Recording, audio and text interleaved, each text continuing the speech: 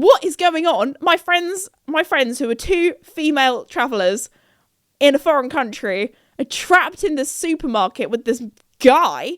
My company, I work in social media, and he was like, "Oh, you TikTok gal, like."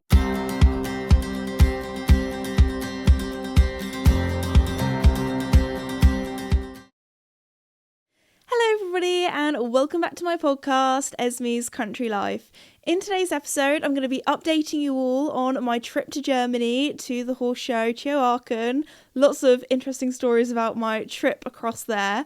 Also, I'm going to be telling you, I have one more story actually from my girls' trip or holiday to Nice that I forgot to tell you, which was probably the most wild story from the trip. And also, I'm going to be telling you about one of Mickey, my pony's, dirty habits, where he pooed somewhere he probably shouldn't have.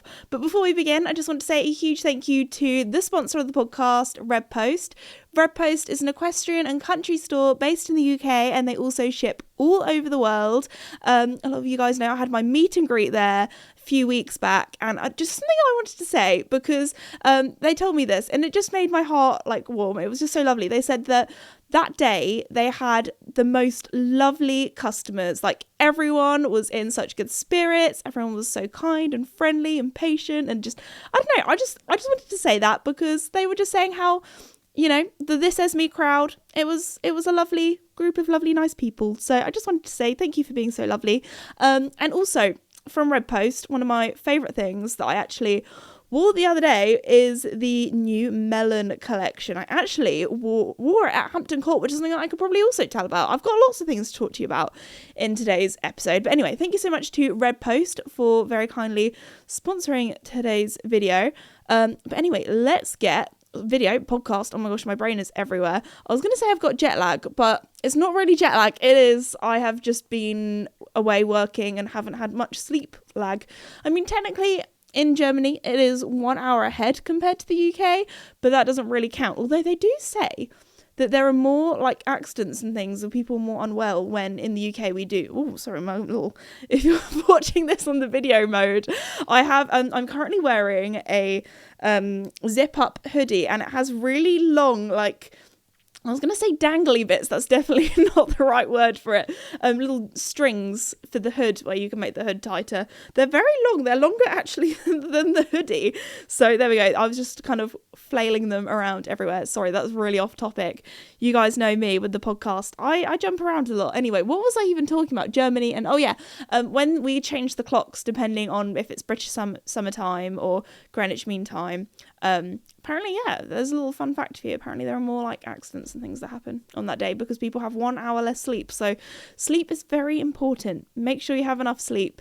Anyway, also, before we begin today's episode, I just want to apologise if I sound a little bit croaky, because I think I'm coming down with a cold. So when I woke up this morning, and you know when you wake up and you're just like, oh, my throat is a little bit itchy, it's a little bit scratchy. So I was like, okay, first thing this morning, I need to record a podcast episode because I don't want to be sounding too croaky. And also, you never know, I could lose. It's one of those kind of colds where it's like, tomorrow I could either be completely fine or I could completely lose my voice, which obviously when my job involves a lot of talking, that is not great. I remember when I first published, I think it was maybe my second episode of the podcast, I completely lost my voice, so we had to miss a week after only 2 episodes. So that was a little bit awkward, a little bit ironic, a little bit funny. But anyway, yes. Oh my gosh, what should I update you first? So yes, I tell you what, I'll talk, as I kind of almost forgot about it and didn't really talk about it in the intro of what I'm going to be talking about today. How about we talk about Hampton Court? So I don't know, should I give you some fun facts about Hampton Court? I only found this out the other day, but Hampton Court is where Henry VIII back in the day used to live, if any of you guys know about the British monarchy and kings and queens and that kind of thing. I was one of those kids that loved watching horrible histories or like history stuff, so there we go. But anyway, very nice house, and a lot of you, if you listen to the previous episodes, you'll know that I went to the Royal Chelsea Flower Show not that long ago, and I had so much fun there. I got invited back, so that, again, it was another show by the RHS, which is like Royal Royal Horticultural Society. There we go. I know my things. So there we go. So yeah, got all dressed up in my Fairfax and Favour stuff. Went there, was invited by Alatex, who do very fancy, nice greenhouses for like a little PR event. So got to have a little mooch about. It was actually, I tell you, I've got a little funny story. So it's always a little bit weird going as press to events that aren't horsey, because it's always like very similar but very different at the same time. Anyway, as I was walking in, I had my little press pass, which has like your little photo on and ID and name and that kind of thing. And the guy that was like checking us in, he was like, "Oh, this Esme Limited, what's that?" And I was like, I didn't really know what to say, so I was like, "Oh, it's my limited company, business gal." Like I didn't actually say that. I was like, "Oh yeah, it's like my company. I work in social media." And he was like, "Oh, you TikTok gal!" Like he was like a proper like London guy, because it's quite near London. And I don't know why, but the way he said TikTok gal, it really tickled me. So the rest of the day, I just had TikTok gal in my head, even though when I was there, I wasn't really filming for TikTok. It was more for Instagram. But anyway, moving on. So yeah, went there. It was a lovely day out, although we were mainly there for the afternoon. Had a little mooch bout. Like I am as you guys know, I'm in my gardening era. I love looking at all the flowers and the gardens and that kind of thing. Very pretty. My favourite one was probably, they had a Lion King themed one. Apparently earlier they had like a performance there. They had like some dances and things. So that was really cool. That was probably my favourite one out of all of them. But no, it was a good time. Saw the Alatex team, had a little catch up, got some cool content. They also had this was really cool. So they had one of the themed gardens that I loved, had a tennis net. Is it called a net? I am not a tennis person. They had a tennis net, and it had all this jasmine growing along like in the net. And I was like, that is so clever. But also thinking about like how long that would have taken to grow, like the process of having to roll up that net and like put it up somewhere. Apparently like these things take weeks to set up, so that was very cool. So we got some kind of like to celebrate Wimbledon, because that's kind of on at the moment. We did a little Wimbledon themed reel, which is very cool. And I was there with they had like a little tennis racket and ball, and they were like, "Oh, you can like," because I was like, "Oh, we need to get that in shot," and they were like, "Oh, you can use it if you want." So I was here like bouncing this ball around. Did I almost hit one of the general public? Yes, I did. That was very embarrassing. Also, just before we walked along there, so I don't know, every now and again at things like this, I see some famous people, and my dad isn't the sort of person that gets like starstruck or anything like that until we walked past Brian May. So any Queen fans will know who that is. I was one, I don't know why, but Queen songs always remind me. We had this one trip when I was a kid where we went to Cornwall, and we just listened to all of the Queen songs. So there we go. So yeah, he was there, and I was like, "Dad, go and get a photo." My dad was like, "No, I'm too shy. But that was quite funny. But yes, so that was my trip to Hampton Court, to the flower show there. That was very nice, very pretty. But yes, sorry, that was a little flower show interlude. Okay, what should I talk about next? I feel like I should talk about Mickey's dirty habit, because I did not witness this dirty habit. This is what my parents have told me, because they have told me some stories about the horses. Well, this happened while I was away in Nice, apparently. So, as you guys know, my pony has had a little bit of a poorly eye lately. We've been having to give him eye drops. He's had to have the Opti-Vet, which is like the horse optician, which is a very niche job. Had her over looking at Mickey's eye, and anyway, to look at his eye properly and to see it dilate and all that kind of stuff, we often put him in the tack room to have his like checkups. So Mickey went into the tack room, so it was nice and dark and she could look in his eye and that kind of thing. But horses are horses. They do like 9 to 10 poos a day. And what did Mickey do? Apparently he did the biggest, wettest, sloppiest poop in my tack room. Now, my dad was pretty good. He was pretty good at tidying it up. Obviously, you know, I wasn't there to clean it up. So he shoveled it away, that kind of thing. And it was only when I came back and I had a little look round and I was like, oh, what? Why are all of my boots and a bit of my I have this like thing I have like this wardrobe, and it was advertised as a gentleman's wardrobe in the charity shop that I thrifted it from. That had some splats up it and a bit on my chest of drawers as well. And I was like, Dad, why is there some suspicious looking splat stains over here? And Dad was like, well, when Optivet came, Mickey might have had a bit of an accident in the tack room. So there we go. So Mickey has not only done a number 1, he has also done a number 2 in the tack room. So that is lovely. That is great. Well, when he did the number 1, I was there and I caught it in a bucket. But the number 2, they obviously weren't prepared and weren't as quick because it went everywhere. So, and also feel bad for poor Optivet and whoever was there, the other vets as well, because it probably, there's no windows in our tack room. There's no ventilation. I mean, we have we have a radiator to make sure that, things don't get moldy. But no, so poor gal would have had Mickey's stench that whole time while she was trying to look at his eye. So sorry about that, Optivet. Anyway, so that's Mickey's little story. Next up, we're going to be talking... Sorry, this podcast has really been all over the place. Although, actually, I think the first time ever, last week's episode, which I thought I'd tell you because this is quite interesting, last week's episode was just completely live. We didn't make a single cut. Like, sometimes we do a cut, not for any particular reason. Maybe, my brain doesn't work and I just need like a few seconds to be like, okay, yes, this is what I'm going to be talking about now. Or sometimes, I slip up my words and I'm like, okay, like I quite like the podcast to be quite raw, a bit like, you're chatting to a friend. And when you're chatting to a friend, you don't always say everything perfectly, especially if you're like me and can talk quite fast. But last week's episode, there wasn't a single cut, not at all. Actually, sometimes, a lot of the time, actually, I don't know what it is. Me or my dad, we just always end up having a coughing fit, like halfway through the podcast. And now I've said that, I feel like we're going to jinx it, and my dad's just going to be like really trying. I mean, he is asthmatic, so sometimes I'm like, get the inhaler, stop coughing. But yes, and also if I have my like slightly sore throat at the moment, I might need a little water break. I do have my water bottle on site at the ready just in case. But no, next story I have to tell you is about one of my ones from the girls' trip to Nice, which I cannot believe I forgot to tell you because this was the big thing that happened. Wait, I just need to double check with my dad. I didn't tell the story in the podcast last time, did I? No. Because I have told like all of my friends and family about this because it is quite a funny story. But I can't believe I didn't tell you guys about it. So anyway, me and my friends were chilling and we were like, okay, we should probably go and grab some snacks. I already had snacks. I was prepared. So one of my friends goes, oh, I want to look at the bikinis in this shop. So we all kind of split up. So she was looking at the bikinis. There were 5 of us in the group.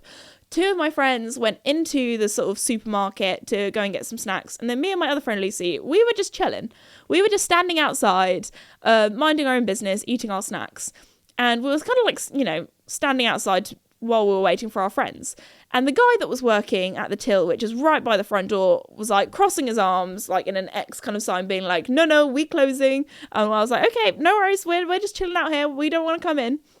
So, this guy I don't know, it wasn't like it was like an evening and we were like being those really annoying people that come in like 5 minutes before 5 o'clock or closing time or whatever. We weren't doing that. Like, this was the middle of the day. I don't know if it's like a French thing where people, I don't know, have like a little lunch break or that kind of thing. It was probably like 2 o'clock or something. So it was a very random time. I don't know what this guy was doing. Maybe he was busting for the toilet or, was trying to meet up with a friend or had some sort of appointment. I don't know.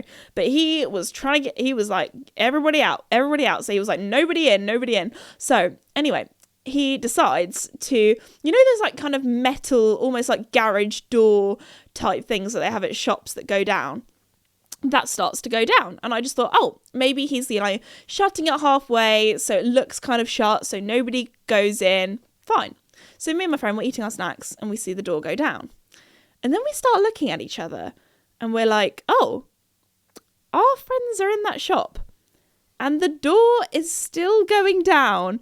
And when it kind of carried on past the halfway point, we were like,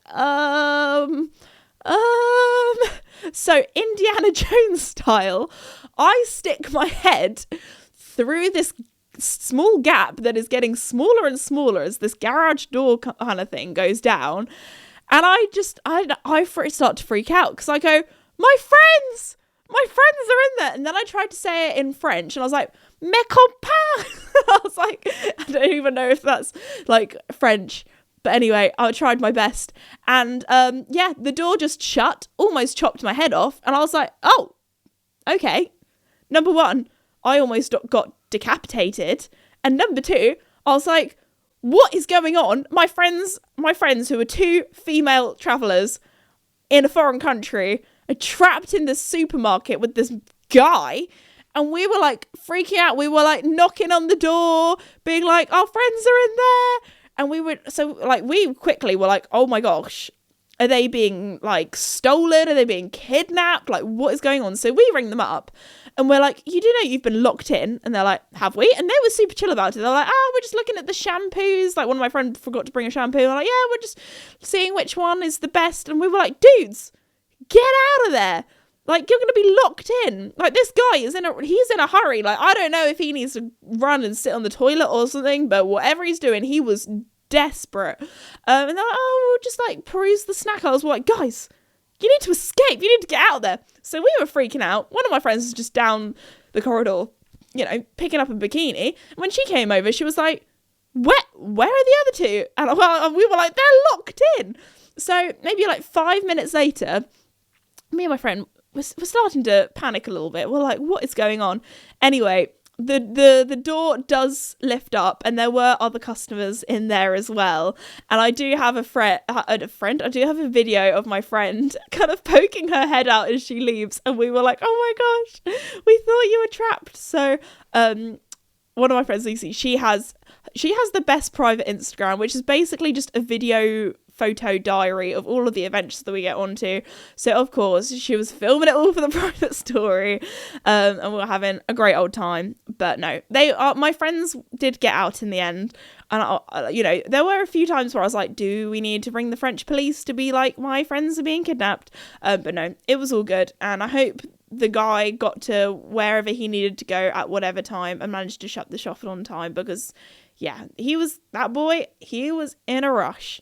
So that is my wild story from my trip to Nice. So there we go. All right, what's next? Oh, my trip to Germany. That is the next thing that I need to talk about, because what day is it today?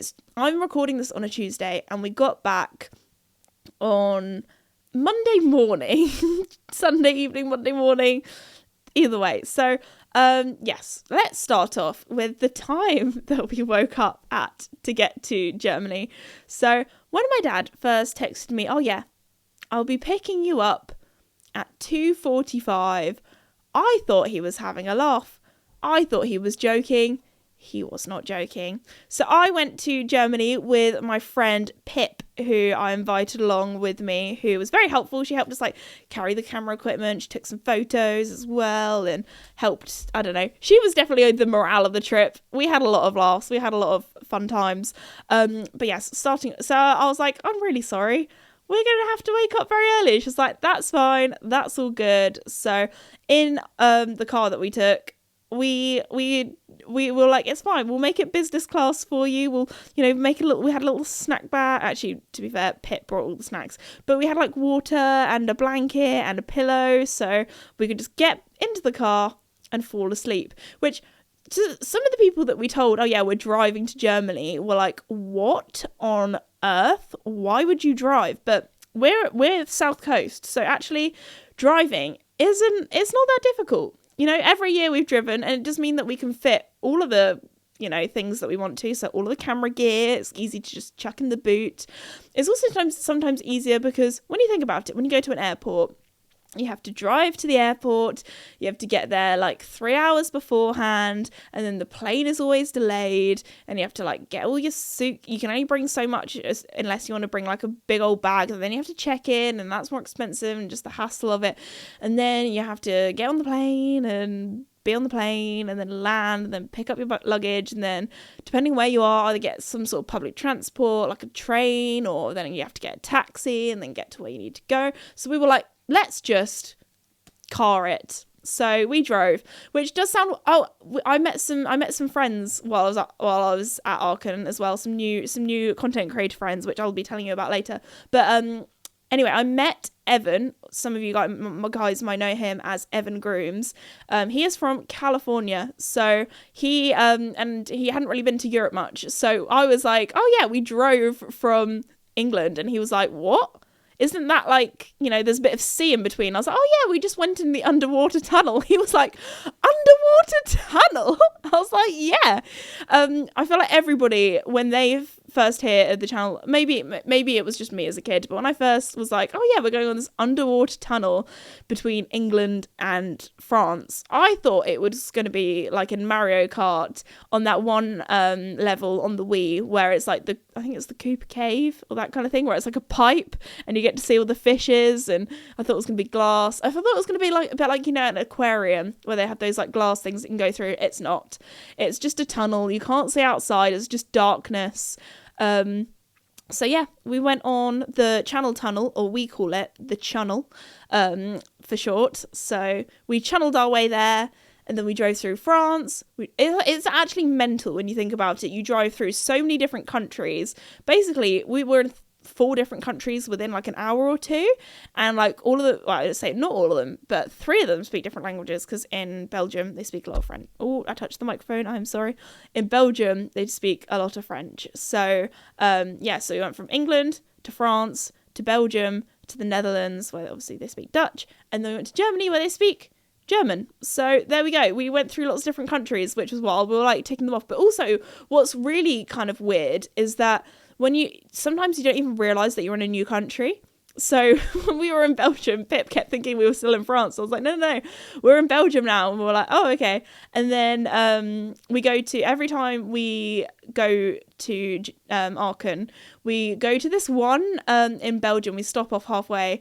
And it was probably a little bit further than halfway, to be honest. We stop off at this shopping outlet mall, and we got some waffles there. And the waffles were very good. We do a little bit of shopping while the car is charging, because electric car, try and be as green as possible. But anyway, so yeah, we didn't just drive to Germany. We drove an electric car, which would scare some people who get like charge anxiety, that kind of thing. But we're very lucky that we have a route, we're well planned, and we just go with the flow. Anyway, so we drove there. Got to Aachen a lot earlier than expected. We were probably at the show, so like 1-2 o'clock. Yeah, 1 o'clock. We were in Germany ready to work at 1 o'clock in the afternoon. We got there, and because it was Pip's first time at the show, she had to get her photo taken for her press accreditation, which was good fun. They still use the photo from the first time I went to the show 2 years ago, because I've been to Aachen 3 times now. This is my 3rd time, so that was very cool. And yeah. But what's also very funny is if I ever do a show for the FEI, they use the same photo on my press pass from when I was 17. So yeah, that's kind of embarrassing, but also not great. So yeah, 6 years ago. Oh my gosh. Yeah, I'm 23 now. So do the maths. Anyway, so that's kind of wild to think that I've been doing this for so long, but very, very grateful that I get to. This is my job. It's still very cool being able to like go almost access all areas. The only place at horse shows where they are very strict is the stables, obviously, because you don't want just random people walking into a stables that is filled with, I don't want to know how much those horses are worth, but a lot of money. And also, all of the like high level competition horses, you have to be careful with like drug testing and that kind of thing as well. But anyway, so that's very cool. So majority of the time it is just accessible areas. So especially as at Aachen, the media center is right next to the riders lounge, so you'll just be like walk into the media center and there'll be like Martin Fuchs just chilling there having a coffee or whatever, or all the other like riders. So that was very good fun. But that's just a lot of people ask me about, like, because obviously my friend Pip, like, that's not normal for her. So she was like, oh my gosh, that's that person. She was very good at playing it cool. But for me, I don't know. At the end of the day, people are just people. So yeah, we went to the media centre. The media centre this year was busy. It was busy. We just about managed to get a table. My friend Mathilde, who is a French content creator. Oh yeah, I can tell you about all of my European content creator friends. Oh, actually, all over the world content creator friends, really. So met up with my friend Mathilde. She is French. And so she was there doing all the content creating as well. There was Jesse, or Jesse Drent, that some of you guys might know. He is Dutch. And then also Matt, I always pronounce his surname wrong. I'm sorry, Matt. Matt Harneke, chatted with him quite a lot, caught up with him. I'm trying to think of all of the other friends. There was Lena, I think she's from Norway. Lots of other people that I met. So that it's really good fun. It's kind of like a big reunion each year of all of the content creators, influencers. Oh, Harrison was there as well. He's from the UK. So that was good fun. We all had like a little birthday. It's always Harrison's birthday at Aachen. So Mathilde very kindly got him a little birthday cake, which was very cute. Blew out some candles. Well, I didn't. He did. It was his birthday. But blew out some candles. So that was cute. But no, I think that was the main gang. But it was, not really lovely to catch up with everyone, because it's the same people that go to the show each year. And I feel like Aachen is a really good show of actually getting content creators, influencers together, like from all different places and that kind of thing. And it always feels like a big party. I mean, there are quite a lot of parties at Aachen. Not that I have ever really been to them, because a lot of the time I am working and I am very tired, and by the time it gets to the end of the evening, I am ready for my bed. As you guys know, I am a grandma and not a party person. Even though I am young, in my early 20s, and should be out partying, I would much rather have my beauty sleep, because Esme with little sleep is not a very good Esme, especially when I've got to be working. But anyway, gotta stay professional. But anyway, had a lovely time. It was nice catching up, with everyone. I swear I've got a story, but I've forgotten what my story is. I've gone blank. Oh no. Oh yes, I remember what I was going to say. So what was really weird was we were kind of comparing our press passes, because they're all the same, apart from some people's said content creator and some people's said influencer. And I don't know, I've always been a little bit funny with the word influencer, because back in the day, I would always call my job a YouTuber, but now you got to be on all the platforms, with nowadays. So I would normally say content creator, because I always feel like my job is more creating content, creating fun videos and podcasts or whatever for you guys, and less so much like influencer. Just sounds so salesy, and so like, I want to influence you to buy my product from my storefront, or like whatever, do you know what I mean, like use my affiliate link.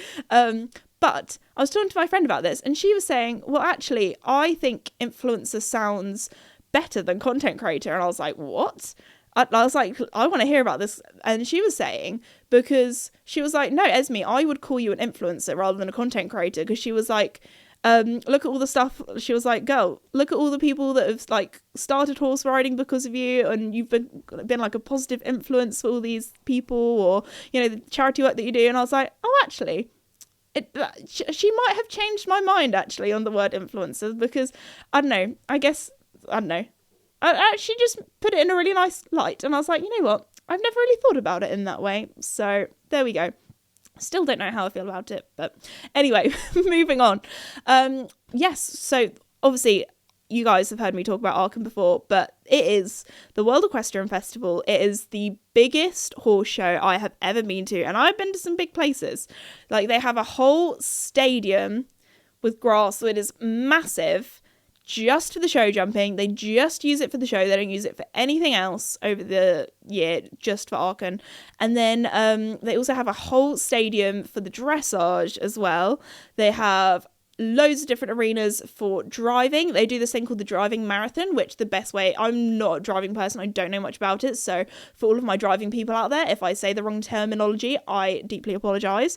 But it's called the driving marathon, which is my best way to describe it. Is it's basically like eventing, but for driving. So they kind of do like the little dressage test, and then they do the marathon, which basically they there's lots of like little tight turns, and there's like, I think they're tennis balls. They're probably like a little bit more fancy than that. But if they knock one of the, I want to say bollards, it's definitely not a bollard, but if they knock the tennis ball off, then I'm pretty sure that's a bit like show jumping when you get 4 faults. So that is really cool because they zoom basically across the cross country course and go in and out all these different things. And obviously the cross country there is really cool. That's always good fun to watch. And of course the Rolex Grand Slam as well is incredible to watch too, which is always on the last day. That's one of my favorite classes to watch. So that was really good fun. So yeah, that is pretty much my trip to Aachen. Also, I had a bit of a girl boss moment. Now, you guys know me. I'm not the sort of person to be like a Karen or to complain about things. Like I'm definitely one of those people, like, I'm not the best at standing up for myself or bigging myself up or anything like that. But today I found out that if I'm standing up for somebody else, oh boy, you best believe it. Like, I just want to say, at all times, I did not raise my voice. I was respectful. And I think that's important. Like, if you just, I don't know, you're never going to get your way if you just get angry and shout at someone and be horrible to someone. That is definitely not the way to communicate with people. But I stood up for my friend Pip. So with our press passes, we're working for the show. They very kindly give us free lunch every day. So we walk in, scan our little press passes to make sure that we've got the food coupons so we can go in and eat for free. Scan mine, all good. Scan my dad's, all good. Actually, my dad hadn't gone yet. It was just me and my friend Pip. It was just the two of us. He was still unpacking the camera bags. We were hungry. We were like, see you later. We're going to go and get some food. Anyway, so, and then she scans my friend Pip's one and it goes, computer says no. And she's like, oh, I'm really sorry. You can have free drinks here, but you're not allowed to have any of the food. And I was like, oh, no. Like, she should have free food. And she's like, well, if she wants food, it's going to be €50. And I was like, €50? Oh my gosh. Like, the food isn't bad. Like, don't get me wrong. But for €50, I would at least expect like some sort of like fine dining steak or I don't know, something like that. Like the food was not that fancy. And I was like, that is daylight robbery. Oh my goodness. So I was like, no, she is not paying €50. We're here working for the show. I think it's because on her little ID press pass thing, it said she was my companion. And they were like, oh no, companions don't get free food. It's only if you're a content creator or influencer. And I was like, so I was just there like, no, Pip. I just like said, I was like, write down my name, write down Pip's name, write down Pip, this Esme Limited. She's going to have free food. You can call up whoever you need to call up. But last time, my friend Lydia that came, she had free food. We are working for the show. You guys are paying us a decent amount of money. The least she can get is some free food. And I was like, if anybody has an issue, they can come and talk to me. But she's getting her free food. And she was like, okay, in you go. And I was like, oh my gosh. I was expecting her to like be really funny about it. To like, she did ring up somebody and they were like, oh yeah, that's fine. For some reason, it just didn't scan properly. And it was all sorted out in the end. But I was like, wow. Oh my gosh, I stood up for myself. I stood up for my friend. Like, I am not that sort of person, but I was very proud of myself. So there we go. This is your sign to be polite, but stand up for yourself when you feel like you're in somebody else. Well, no, they weren't in the wrong. She was just, poor gal was just trying to do her job. I was like, I know you're just trying to do your job, but this girl deserves some food. So we went and had our dinner. Do you know what? I always find it really fun having the food at Aachen because you German people, sorry, that sounded really rude. You German people. No, it's just different, different food to what you would normally have or I would normally have in the UK. Like wherever I go, it's always interesting tasting the cuisine. I think the most interesting thing I had these potatoes that were kind of like boiled potatoes, but for some reason they were cucumber flavored. So there was like bits of cucumber with the potatoes. I don't know if that's like a German delicacy. If you are German, let me know. Actually, I have to ask my friend Anki because she's German, and I'll have to ask her because she always loves hearing my stories about Aachen when me and my dad go to Germany. Or the other thing that we had, which was quite interesting, which I loved because I am a pasta girl. If pasta is on the menu, I probably will go for it. I am a pasta person. So it was like a beef it was some sort of beef stew. I want to say stroganoff. Is that it? And it was just, normally, when you have meat, you think you have potatoes, but it was beef with just like pasta, but it was like butter pasta. I tell you what, my go-to girl dinner sometimes, I love a bit of butter pasta, maybe with a little bit of salt on top. That's probably really weird, but especially if I've been ill, that's my go-to. I'm feeling ill, can't really manage anything with much flavour dinner, and it's good. Maybe I'll have that tonight, actually. I've got my sore throat. But anyway, so there we go. That was my standing up for myself in Germany. I've got one more interesting story to tell you from Aachen. So on the way home, obviously when you go through the Channel Tunnel, you basically have to go through passport control, not security, you know what I mean. So they like do a little swab on the car to make sure you're not, I don't know, got any bombs or gunpowder or drugs or that kind of stuff. And then it's a very serious environment. And also, they go through your passports, making sure that, the correct people are in the car and are leaving the border and that kind of thing. And anyway, the whole time we were in this queue, and the queue was actually quite long on the way home. Maybe it's because it was like a Sunday evening, I don't know. But there was this motorcyclist that was behind us, and I was sending a selfie for the family group chat, and he photobombed this photo. It was so funny, and he kind of became our little motorcyclist friend in the queue that we just kept like waving to and looking back behind. Now, because as I said before, we do have an electric car, which is because we do a lot of miles, we're very lucky to have like a nice, modern, comfortable car. Business car, but it has like a little screen, and it's quite funny because it has like a sensor, so it kind of at the back it kind of tells you if there's a car behind or that kind of thing. And it kept freaking out because it was a motorbike behind, and so we were all, when you just get to the delusional stage of a trip and you're all a little bit tired and just like you find things funny that aren't actually that funny. So we were in passport control, watching the little screen, seeing this motorcyclist turn into a human and then turn into a motorcyclist and then turn into a car. And for some reason, we thought it was the funniest thing. And it turned into multiple people as well. And it just looked like these two people like walking into each other. And I don't know, we thought it was the funniest thing. So we were all there, passport control, trying to be really serious, absolutely trying not to wet ourselves with laughter, proper having to hold this in. So there we go. It wasn't even that funny, but it was one of those things. It's like you just had to be there. It was so funny. Anyway, so that is our funny little trip on the channel on the way home. And on that note, I think we're going to leave today's podcast episode here. I feel like I've talked about lots of different things. I've had a lot to update you on, actually. I feel like at the moment, I've had one of those things where just everything has been happening at once. So anyway, might have some more news to talk to you about. Anyway, moving on. We're going to finish off today's episode here. I just want to say a huge thank you to the sponsor of the podcast, Red Post, for sponsoring the podcast. And I really hope you enjoyed today's episode, and I will see you all in the next one. Bye!